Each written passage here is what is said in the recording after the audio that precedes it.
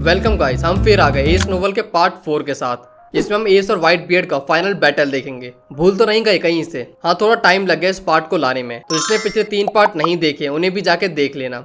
यहीं के नीचे उनका लिंक भी मिल जाएगा। और जो चैनल पे नए हैं पहले वो सब्सक्राइब कर लो और वीडियो को लाइक करते हुए शुरू करते हैं अपना काम धाम। नोवेल की शुरुआत होती है कुछ पास्ट इवेंट को दिखाते हुए, जहाँ पर एस से वन पीस के बारे में पूछा जाता है और वो आंसर करता है आई विल पास, और कहता है कि मैं पायरेट किंग के लेफ्ट ओवर में इंटरेस्टेड नहीं हूँ, मुझे बस टॉप पोजीशन तक जाना है और कुछ भी नहीं। और ये कोई और नहीं, ड्यू सोच रहा होता है पिछली बातों को, जहां पर वो याद करता है एस और सैंक्स की मीटिंग को, जिसमें सैंक्स एस से कहता है कि तुम किंग की पोजीशन के लिए एम कर रहे हो, और वो बिना किसी रियल रीजन के, बस इम्पेशंस के साथ। ड्यूस प्रेजेंट में कहता है कि रेड हेयर सही था कि एस अपने इम्पेशंस के साथ ओशन को चीरता हुआ आगे बढ़ रहा था, और कहता है कि जब मैं तुम्हारा चेहरा याद करता हूँ तो मैं उसको क्लियर फील कर पाता हूँ। But this man just be able to become the purpose you have been seeking. और यहाँ पर ड्यूस व्हाइट बियर्ड की बात कर रहा है। फिर हम देखते हैं एस और व्हाइट बियर्ड की बैटल चल रही है और सारा का सारा क्रू उनकी बैटल को देख रहा है। यहाँ पर हम देखते हैं एस और व्हाइट बियर्ड क्लैश कर रहे हैं अपनी पावर के साथ, और बाकी क्रू ये सोच रहा है कि क्या इनकी पावर के सामने ये आइलैंड टिक पाएगा। तभी थैच जिनबे से पूछता है तुम्हें क्या लगता है अब, जिसपे जिनबे कहता है कि एस पूरी तरह से रेडी है इस फाइट के लिए, और मैं खुद चौंक गया हूँ कि क्या ये वही एस है जिससे मैंने फाइट की थी। पूरा आइलैंड उन दोनों की पावर को विटनेस कर रहा था। जिनबे कहता है कि ये सब कम्प्लीटली डिफरेंट पर्सन है पिछली बार से जिससे मैं मिला था। यहाँ पर एस के क्रू मेंबर उसे चीयर कर रहे हैं और उसकी पावर को देखकर खुश हो रहे हैं। एस की फ्लेम्स इस आइलैंड पर गर्मी बढ़ाती ही जा रही है, और व्हाइट बियर्ड और एस कंटिन्यूअसली एक दूसरे पे अटैक कर रहे हैं। यहाँ पर व्हाइट बियर्ड अपने वेपन मुराकुमोगिरी से एस पर अटैक करता है। एस उसको डॉज कर लेता है और तुरंत उस पर डबल फायर पिस्टल से अटैक करता है। व्हाइट बियर्ड उसे ब्लॉक करने के लिए स्लैश का यूज करता है और सेम टाइम पे अपने फ्रूट की एबिलिटी को यूज करके पंच हिट करता है। इससे डायरेक्ट हिट तो नहीं लगता एस को, बट डैमेज होता है उसको। पावर का मेजर पोर्शन एक पेड़ पे लगता है और उसके चिथड़े उड़ जाते हैं। एस तुरंत खुद को संभालता है और खड़े होकर व्हाइट बियर्ड की तरफ बढ़ता है, और यहाँ पर व्हाइट बियर्ड का ब्लेड और एस का फायर फिस्ट क्लैश करते हैं।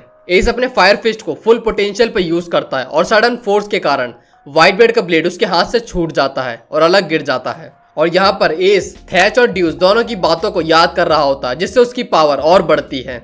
अब इसको देखकर सारा का सारा क्रू चौंक जाता है। एस व्हाइट बियर्ड से कहता है कि मुझे पता है कि तुम कैसे इंसान हो, बट मैं फिर भी उसे एक्सेप्ट नहीं कर पा रहा हूँ। इसके आगे फिर एस अपने बचपन के इवेंट को याद करता है, जहाँ पर सब उसे डीमन ब्लड के नाम से बुलाते थे बिकॉज ऑफ हिज स्ट्रेंथ। और वो व्हाइट बियर्ड से कहता है कि जो डीमन ब्लड मेरी वेन्स में बह रहा है वो मुझे कभी भी तुम्हारी अच्छाई को एक्सेप्ट नहीं करने देगा। और यहाँ पर एस ये कहकर एकदम से ऑल आउट हो जाता है, और देखने में ऐसा लगता है कि इसकी बॉडी से बहुत सारी फायर निकल रही है और अपने आप निकल रही है। यहाँ पर एस एक बड़ा सा फायर पिलर बनाता है, जिसको देखकर सब शॉक हो जाते हैं। वो आइलैंड की हाइट से भी ज्यादा होता है। व्हाइट बियर्ड एस से कहता है तो मतलब तुम मुझे मेरा वेपन उठाने नहीं दोगे? ड्यूस कहता है एस तुम हमेशा से हमारे सामने एक कूल साइड दिखाते रहे और कभी भी अपनी वीक साइड नहीं दिखाई। फिर यहाँ पर एस यूज करता है great flames commandment demon inferno, जिससे हवा में बड़े बड़े फ्लेम ड्रैगन फॉर्म होते हैं जो फायर पिलर से भी ज्यादा बड़े होते हैं। इसे देखकर व्हाइट बियर्ड तक कहता है वाओ, और जिसको देखकर पूरा क्रू शॉक हो जाता है कि इतनी ह्यूज पावर है इसके पास, और कहता है कि इससे तो बचने के लिए ओल्ड मैन को भी डॉज करना पड़ेगा। तभी थैच कहता है वो डॉज नहीं करेंगे, और फिर व्हाइट बियर्ड अपनी पावर को यूज करता है। इधर से एस फोर्स को बढ़ा रहा हो और व्हाइट बियर्ड उसके अटैक को नलिफाई कर देता है और एस नीचे बैठ जाता है। एडवर्ड उससे कहता है कि तुम अभी भी अपने पैरों पे खड़े हो सकते हो, और अगर तुम अभी भी सी में सेल करना चाहते हो तो अपनी बैक पे मेरे नाम के साथ करो, और मैं तुम्हें उतना वाइल्ड होने दूंगा जितना तुम होना चाहते हो, and become my son. Ace यहाँ पर अपनी और थैच की कन्वर्सेशन को याद करता है, जहाँ वो थैच से पूछता है कि तुम सभी लोग पॉप्स क्यों कहते हो व्हाइट बियर्ड को, और थैच इसका आंसर देता है कि इसका सिंपल सा रीजन है उस आदमी का काम जो उसे पॉप्स कहने पे मजबूर कर देता है, और 10 साल के बच्चे को भी इतना पता होता है। The pirate known as Whitebeard is more fearsome than a demon. Whitebeard अपनी पावर से पूरा आइलैंड को हिलाकर रख देता है, वो भी एक सिंपल एयर पंच से। और इसके बाद वो एस से पूछता है आर यू सेटिस्फाइड माई सन, और एस रिप्लाई करता है या यू गॉट मी। यहाँ इस फाइट में विनर तो डिसाइड हुआ बट कोई भी हारा नहीं। व्हाइट बियर्ड के मेन फ्लीट के अलावा दूर दूर से पायरेट इस दिन को देखने के लिए आए हुए होते हैं कि मूवी डिक पे अब क्या होगा आज। यहाँ पर व्हाइट बियर्ड अपनी सीट पे बैठा होता है और एस नीचे, और दोनों के सामने खाना रखा हुआ होता है। और अब ईजो को देखते हैं हम, जो साके सेरेमनी को कर रहा होता है, और यहाँ पर इंट्रोड्यूस होता है 4th commander of white beard. पहला थैच द कप बियरर, और दूसरा Marco the observer, teach the witness and now S. फिर यहाँ पर हम देखते हैं इस सेरेमनी से पहले की मोमेंट्स। यहाँ पर स्पेड पायरेट डिसबैंड होता है। एस अपने क्रू से माफी मांगता है और कहता है कि उन्होंने मुझे ऑप्शन दिया था फ्लीट का मेंबर बनने का बस, बट मैं अपनी मिस्टेक की फुल रिस्पॉन्सिबिलिटी लेना चाहता था और अगर तुम में से कोई व्हाइट बेड की शिप में नहीं आना चाहता है तो वो अभी बता सकता है। मैं उसके लिए वो सब करने की कोशिश करूंगा जो मैं कर सकता हूँ, और अगर तुम शिप पे आते हो तो जिसे तुम फॉलो करोगे वो मैं नहीं होऊंगा, और मैं इसके लिए तुम्हें बिल्कुल भी ब्लेम नहीं कर रहा हूँ। ड्यूस कहता है कि ये आदमी कभी भी अपनी बकवास बातों को बंद नहीं करेगा, और बाकी कहते हैं हमारा कैप्टन ऐसा ही है।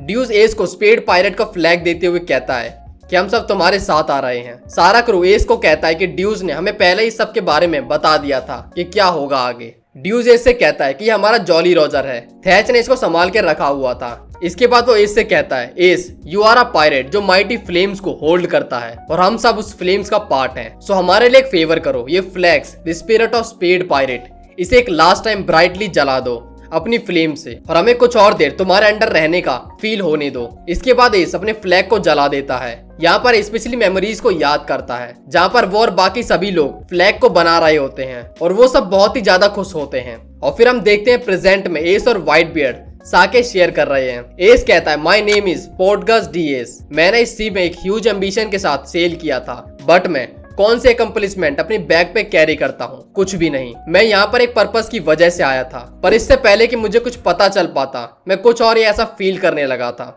जो मैं एक्सपेक्ट भी नहीं कर सकता था कभी। इसलिए शायद अगर मैं यहाँ पर रहा तो वो सच में खोज पाऊं कि मैं क्या चाहता हूँ रियल में इतने टाइम से। Have faith in me pops, इसलिए मैं आपसे हम्बली रिक्वेस्ट करता हूँ कि मेरी एम्प्टी बैग पे अपना मार्क दे दो। व्हाइट बेड कहता है कि तुम सच में बड़े हो गए हो, आई एम श्योर मेरे माँ को भी कोई दिक्कत नहीं होगी तुम्हारे बैग पे रहने में। और इजो कहता है congratulation these two man before you all are now father and son. इसके बाद हम वो सारे मोमेंट देखते हैं जो हम सब ने एनीमे में देखे हैं और जो नॉस्टैल्जिया हिट करते हैं। एस और लूफी का बचपन, एस की ड्यूस से मीटिंग, उनका क्रू स्टार्ट होना, एस का काइडो को चैलेंज करने के लिए जाना और यामाटो से फाइट करना और उनका बेस्ट फ्रेंड बन जाना, थैच को डेविल फ्रूट मिलना, टीच का उसे मारकर फ्रूट ले लेना और एस का उसे पकड़ने जाना, एस और व्हाइट बियर्ड का सामना होना, एस का एग्जीक्यूशन अनाउंस होना, लूफी और व्हाइट बियर्ड का उसे बचाने के लिए जाना, एस और व्हाइट बियर्ड का वहां पे खत्म हो जाना और ब्लैक बियर्ड का एडवर्ड का फ्रूट ले लेना।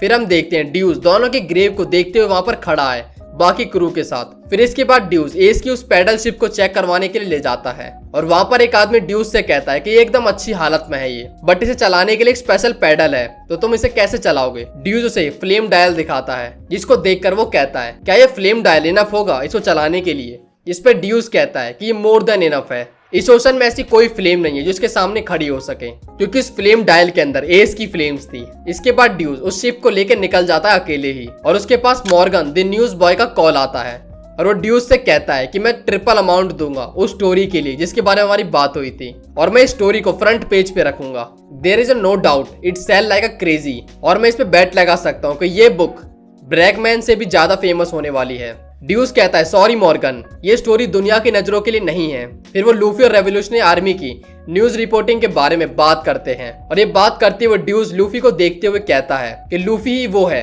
जो एस के ड्रीम्स को आगे कैरी करेगा, और यहीं पर ये नोवेल खत्म हो जाती है। तो कैसी लगी तुम सभी को ये, इसके बारे में कमेंट सेक्शन में जरूर बताना, और अगर ये वीडियो अच्छी लगी हो तो इसे लाइक और अपने दोस्तों के साथ शेयर भी जरूर कर दें। तो मिलते हैं अगली वीडियो में। चैनल को सब्सक्राइब करा कि नहीं